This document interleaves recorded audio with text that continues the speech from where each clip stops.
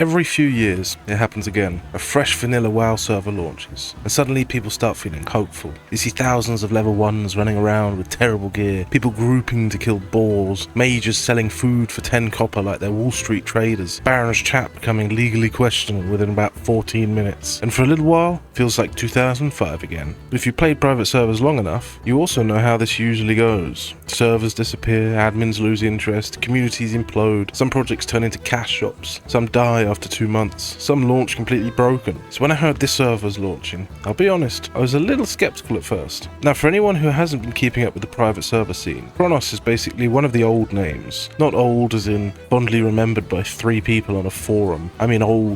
This project's been around for over a decade now. Kronos 2 literally launched weeks after Nostalrius got shut down back in 2016, which nowadays feels like some historical event in the history of WoW. And somehow, through the chaos of the private server scene, they're still here.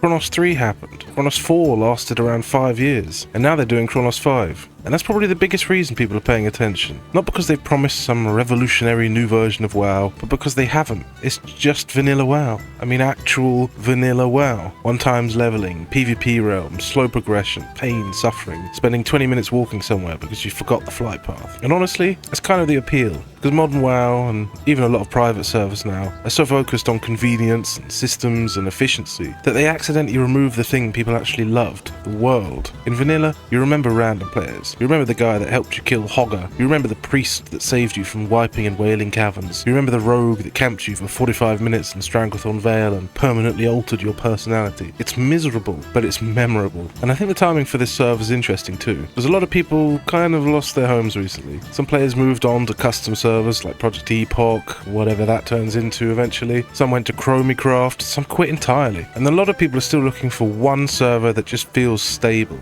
That's the thing Kronos is going for. Not hype, not flashy marketing, just stability. People know the server will still exist years from now. And honestly, in the private server scene, that's a feature. Now they have added a few quality of life things, but it still sounds pretty grounded overall. Respec costs are capped at 5 gold, which honestly, I'm fine with. They've also added Chrono Boon, so world buffs are a little bit less of a nightmare to deal with. And that is if you feel the need to overcompensate for 20-year-old bosses, but hey ho, whatever floats your boat. Battleground queues can apparently be done from anywhere now, so that's nice. And the auction house is cross-faction, which I know some purists will hate, but realistically, it makes the economy healthier overall for the long term. It's also launching as a PvP server, which means the average Stranglethorn Vale experience will probably qualify as emotional trauma. Now obviously, there are still question marks. Maybe the population won't be huge. Maybe people are burned out in fresh launches. Maybe some players have moved on from pure vanilla entirely. And yeah, these are fair concerns. But I also think there's still a pretty big group of people that want this exact experience. No custom races, no crazy big changes, no 27 borrowed power systems, just vanilla WoW. The awkwardness, the slowness, the weird social moments, the feeling that the world actually matters. And honestly, that's why I'm probably going to try it. I know exactly what's going to happen. Tell myself I'm not going to know life to launch, then suddenly it's 3 AM, I'm fighting 6 kobolds with broken gear and I'm emotionally invested in a green pair of boots. But hey, it's vanilla WoW. Maybe Kronos 5 ends up becoming one of those launches people remember for years. Or maybe it doesn't. But either way, something nice about seeing people excited for old school WoW again.